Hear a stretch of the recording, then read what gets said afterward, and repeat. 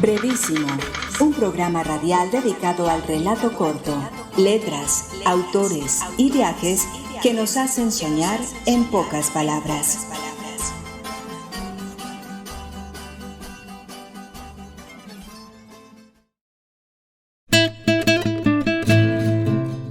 El Callejón del Beso.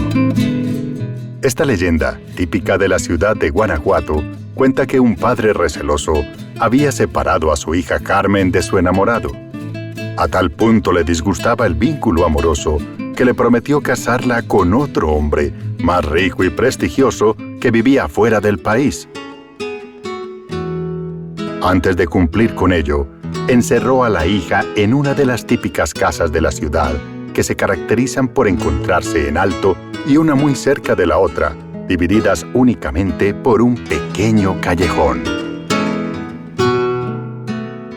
Para fortuna de los enamorados, la ventana de la habitación de Carmen colindaba con la de una casa en venta, que fue rápidamente adquirida por el enamorado como única solución para su reencuentro.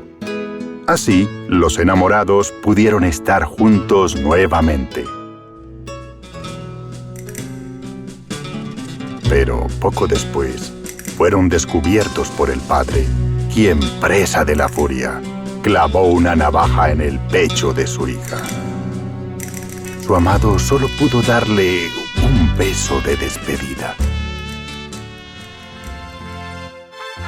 Desde entonces, este callejón ha sido bautizado como el Callejón del Beso, y es tradición para las parejas que lo atraviesan besarse ahí mismo. Hola, sean todos bienvenidos a una nueva emisión de Brevísimo, un programa dedicado a las formas breves de la literatura.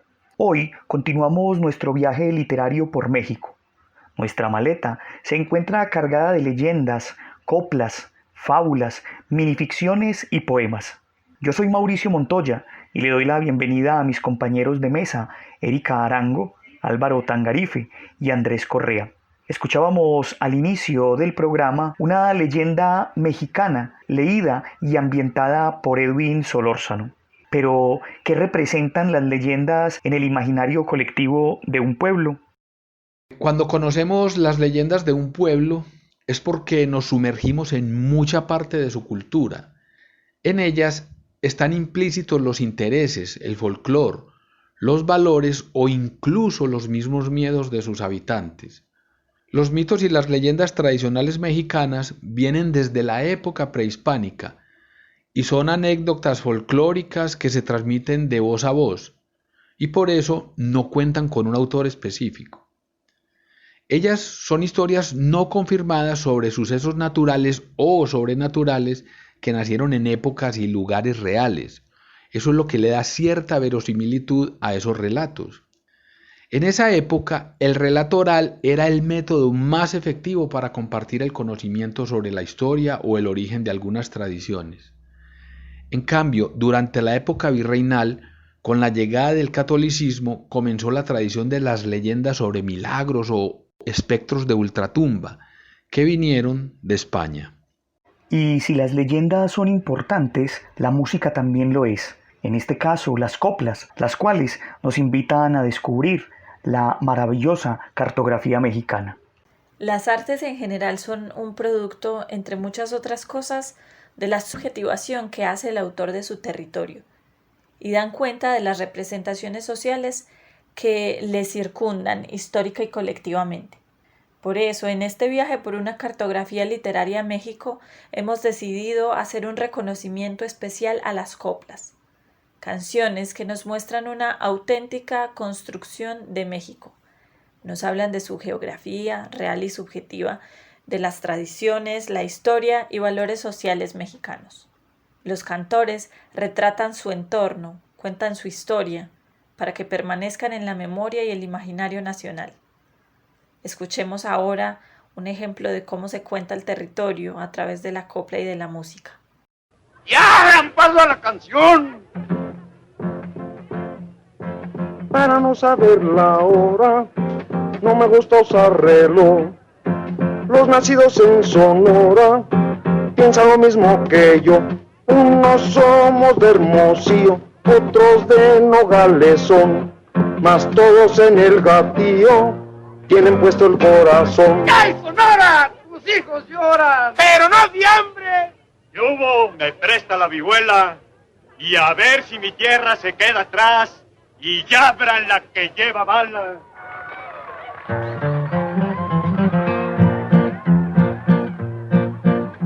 Como yo soy de Saltillo, en Coahuila yo nací. No me asustan los gatillos, pues como hombre sé morir. Yo me he criado en la montaña y no me espantan los gritos. No se me quita la maña de ver a todos chiquitos. Y ya hay Coahuila y yo tan lejos. De Tamaulipas vengo del mar, para oír a la gente bravuconear. Y dice un refrán muy viejo que es la purita verdad: si el suelo está parejo, ¿pa' qué brincar, pa' qué brincar? No me echen más habladas que francamente me caen muy mal. ¡Que hay corazones honrados y pechos agradecidos! En 5 volúmenes, la obra, aparecida entre 1975 y 1985, llamada El Cancionero Folclórico de México, con cerca de 10.000 coplas, recoge la más amplia muestra de la lírica tradicional mexicana del siglo XX. Manuscritos y fonogramas comerciales, cintas sonoras, son recopiladas en esta obra. Son un verdadero tesoro de la poesía mexicana, una serie de poemas para leer, pero que originalmente aparecen atravesados por la rima y por la voz, porque habiendo quizá sido escritos a mano o incluso publicados, fueron destinados a la oralización para ser cantados fundamentalmente, o bien que a partir de la ejecución musical hayan sido llevados al papel o echando mano de la memoria, dada la marginalidad de la escritura en estos cantores. Las coplas eran cantadas originalmente de forma espontánea y se valían de la tradición oral para ser reproducidas, replicadas o recordadas. Aquí un adelanto de la lírica de las coplas compiladas en el Cancionero Folclórico de México. Huasteca veracruzana que se arrulla con el mar, que canta con las montañas y se duerme en su palmar, que laza toros ladinos corriendo por el breñal mientras lloran los violines guapangueando en el corral. Volumen 3, Copla 7176, Las Tres Huastecas, San Luis Potosí, Hidalgo, Veracruz. Ometepec, tierra mía, mi voz te viene a cantar, con el alma de costeño yo te quiero enamorar, tus palmeras altaneras te hacen bello y tropical. Volumen 3, Copla 7201, Ometepec, Oaxaca, Guerrero.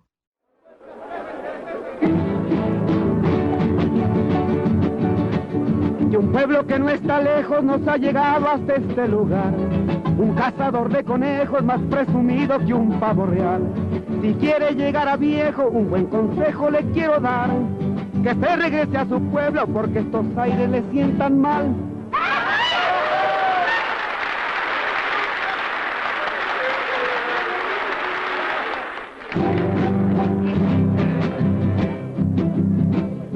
Si hay alguien que no le gusta o que le asusta que viva aquí, que no se valga de nadie, que me lo diga nomás a mí, que se guarde sus consejos, desde hace mucho me sé cuidar, y nunca he necesitado ni de vejigas para nadar.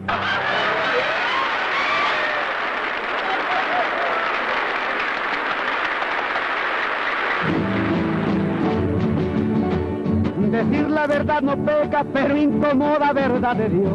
Yo digo lo que yo siento y nunca he sido muy hablador. Si a alguno le viene el saco, que se lo ponga, pa' mí es mejor. Ya saben que los quemados se mueren siempre de puro ardor.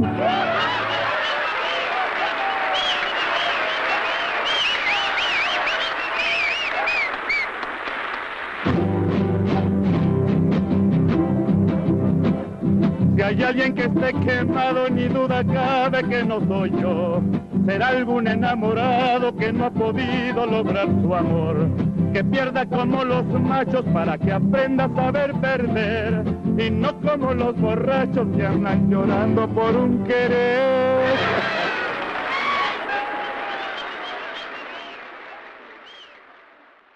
Escuchábamos un rifirrafe de coplas entre Luis Aguilar y Cuco Sánchez, dos maravillosas voces del folclore mexicano que se baten aquí en un duelo por amor, pero en un duelo a partir de coplas y de dichos populares que las componen. Pero dejemos las coplas y vamos a otra de las formas breves que traemos hoy a nuestro programa, la fábula. La fábula es un relato breve de ficción escrita en prosa o en verso. En ella los personajes suelen ser animales o cosas inanimadas que hablan y actúan como seres humanos. Es muy apropiada para enseñar valores o reprochar conductas no aceptadas socialmente. Por eso generalmente terminan con una moraleja, es decir, una enseñanza muy explícita que interpreta ese relato. No existen muchas diferencias entre las fábulas normales y las mexicanas, salvo que hacen uso de elementos que tienen que ver con la cultura de este país o con temas más locales, con la finalidad de lograr una mejor aceptación y adaptación de quien las está escuchando. A continuación, voy a leerles un buen ejemplo de una de ellas llamada El Maya y el Azteca. Érase una vez, en una época muy remota, que había solo 2 habitantes sobre una parte específica del suelo mexicano. Se trataba de un indio maya y otro azteca. A pesar de tener que convivir juntos porque no había muchos lugares a donde recurrir, no se llevaban bien, puesto que tenían diferentes formas de pensar tras venir de distintas tribus. Pasaba el tiempo y los hombres nunca lograron ponerse de acuerdo sobre sus decisiones y formas de convivir. Hasta que un día debían tomar una elección de la cual dependería su permanencia en la tierra. El hombre maya estaba más acertado en su decisión y había hecho un plan excelente que les permitiría continuar viviendo.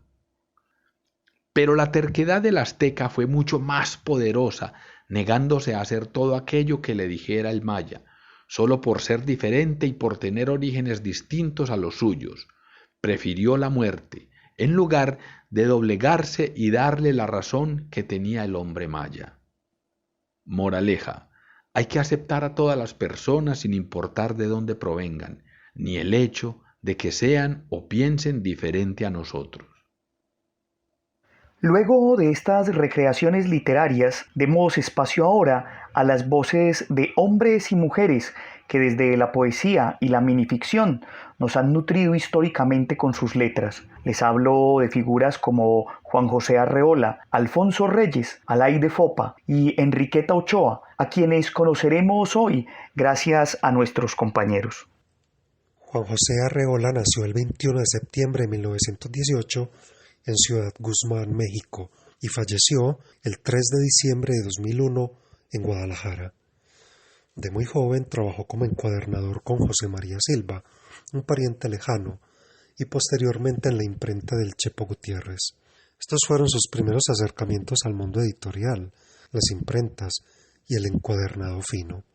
Cumplidos los 15 años, el joven Arreola ya había leído autores como Baudelaire, Whitman o Schwoff. Escuchemos una minificción de su libro Bestiario de 1972. El sapo. Salta de vez en cuando, solo para comprobar su radical estático. El salto tiene algo de latido. Viéndolo bien, el sapo es todo corazón. Prensado en un bloque de lodo frío, el sapo se sumerge en el invierno como una lamentable crisálida. Se despierta en primavera, consciente de que ninguna metamorfosis se ha operado en él. Es más sapo que nunca en su profunda desecación. Aguarda en silencio las primeras lluvias. y un buen día surge de la tierra blanda, pesado de humedad, henchido de savia rencorosa, como un corazón tirado al suelo. En su actitud de esfinge hay una secreta proposición de canje, y la fealdad del sapo aparece ante nosotros con una abrumadora cualidad de espejo.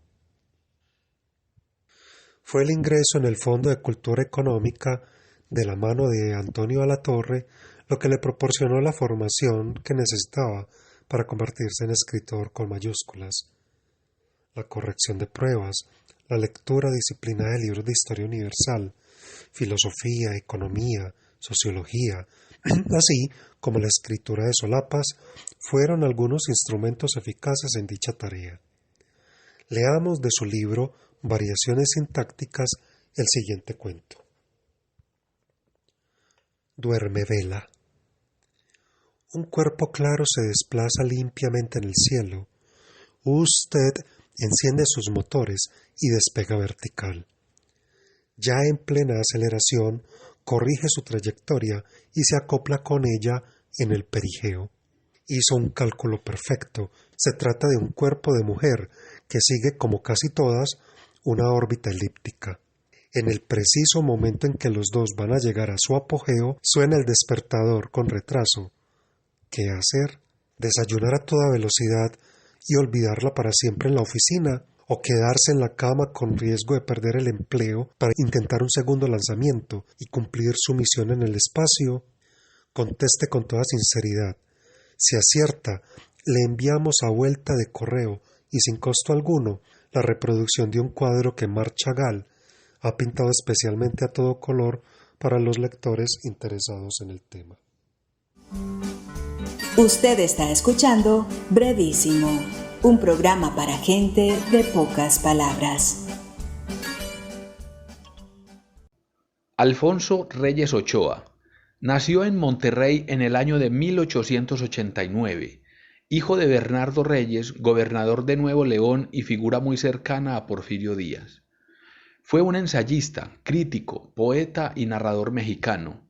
Ejerció un notable magisterio en la cultura de su tiempo, promovió la fundación de sólidas instituciones dedicadas a la difusión del conocimiento y marcó la obra de casi todos los escritores mexicanos posteriores a él, tales como Octavio Paz y Carlos Fuentes. Tuvo una infancia rica en lecturas y experiencias vitales. En la Ciudad de México perteneció al brillante grupo intelectual de la Escuela Nacional Preparatoria. Fundó el Ateneo de la Juventud, agrupación cultural que pretendía un México moderno y contemporáneo del mundo.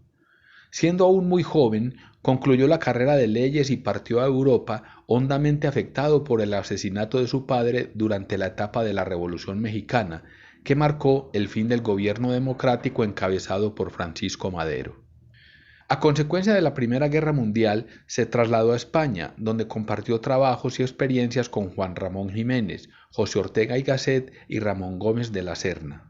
Para 1927 ya era embajador en Argentina, donde impulsó la obra del por entonces joven Jorge Luis Borges. Miembro de la Academia Mexicana de la Lengua y del Colegio Nacional, fue fundador del Instituto Francés de América Latina y del Colegio de México, uno de los centros académicos de alto nivel más prestigiosos del país.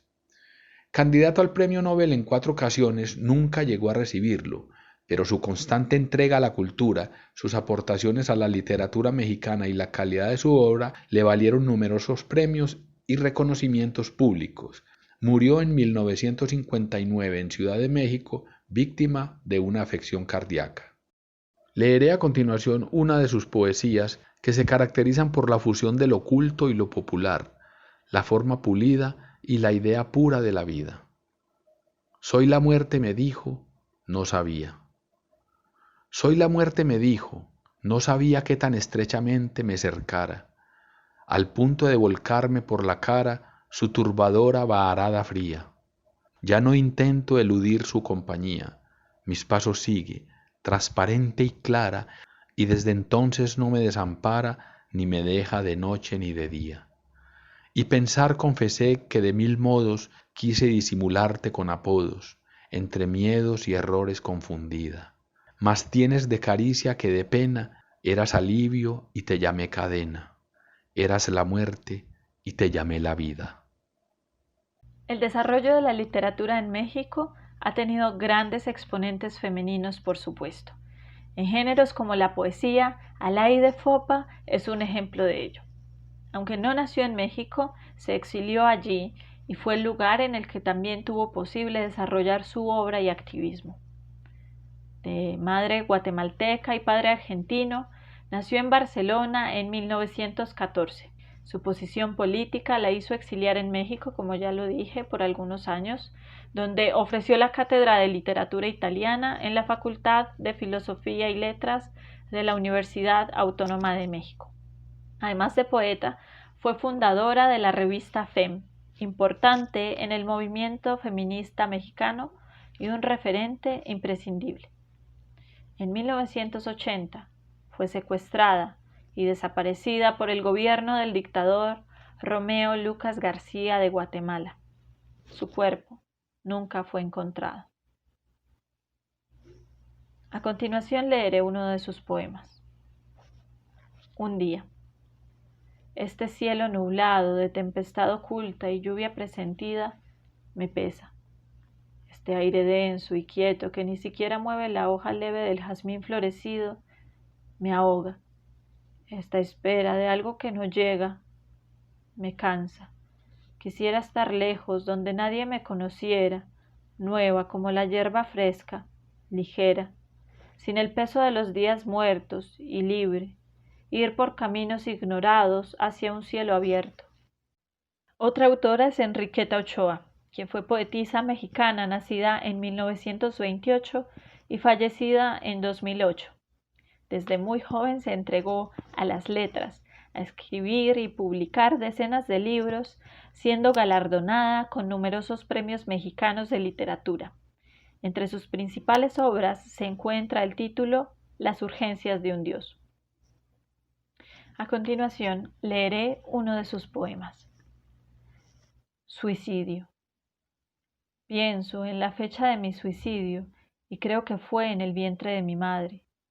Aún así, hubo días en que Dios me caía igual que gota clara en las manos, porque yo estuve loca por Dios, anduve trastornada por Él, arrojando el anzuelo de mi lengua para alcanzar su oído. Su fragancia penetraba en mi piel, palabras que no alcanzo a entender, que no voy a entenderlas, quizá. Aprendí muy tarde a conocer varón. Lo sentí dilatarse con toda su soledad dentro de mí. Fue una jugada turbia, un error sin caminos. Fue descender al núcleo fugaz de la mentira y encontrarme al despertar rodando en el vacío, bajo una sábana de espanto. Fue lavarle la boca a un niño con un puño de brasas por llamar natural lo prohibido, por arrastrar con cara de mujer madura ese carro de sol inútil, la inocencia.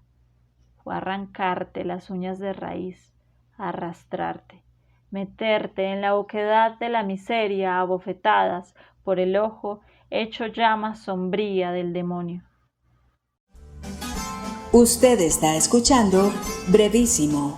Lo bueno, si breve, 2 veces bueno. Recuerdo esa pequeña suficiencia. Debajo de la sombrilla en el aguacero cabíamos los dos, y los pies intactos al recuerdo bajo la lluvia. Recuerdo esa pequeña suficiencia, las calles vacías el domingo, los dos caminando lento bajo el sol, cubiertos por la sombra de algunos edificios. Tus palabras de 5 años gigantes. Recuerdo esa pequeña suficiencia. Llegar juntos al apartamento nuevo, el blanco de las paredes, las habitaciones sin cama, la primera noche sin cortinas, tus pasos atravesando la casa para jugar, el presagio de un buen comienzo.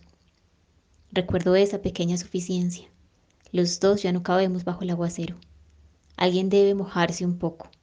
La lluvia mide nuestros pasos. Ahora nos avisa que hemos cambiado debajo de la tormenta. Escuchábamos un poema de una de nuestras oyentes, Jamie Elena Mesa. Los invitamos a ustedes también para que nos envíen sus textos de máximo 1 minuto de duración en audio o de 200 palabras como máximo en caso de que prefieran enviarlo escrito, los cuales podrán ser leídos en nuestros próximos programas. Pueden escribirnos a nuestro correo brevísimo2020@gmail.com y visitarnos en nuestras plataformas de Facebook, YouTube e Instagram, Brevísimo 2020.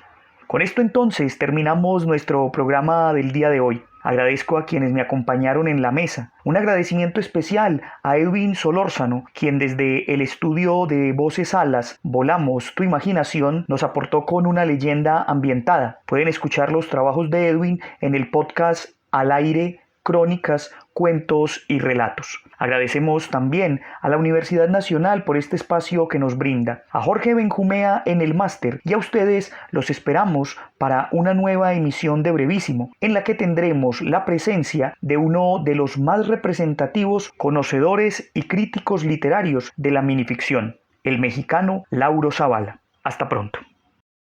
Brevísimo, un programa radial dedicado al relato corto, letras, autores y viajes que nos hacen soñar en pocas palabras.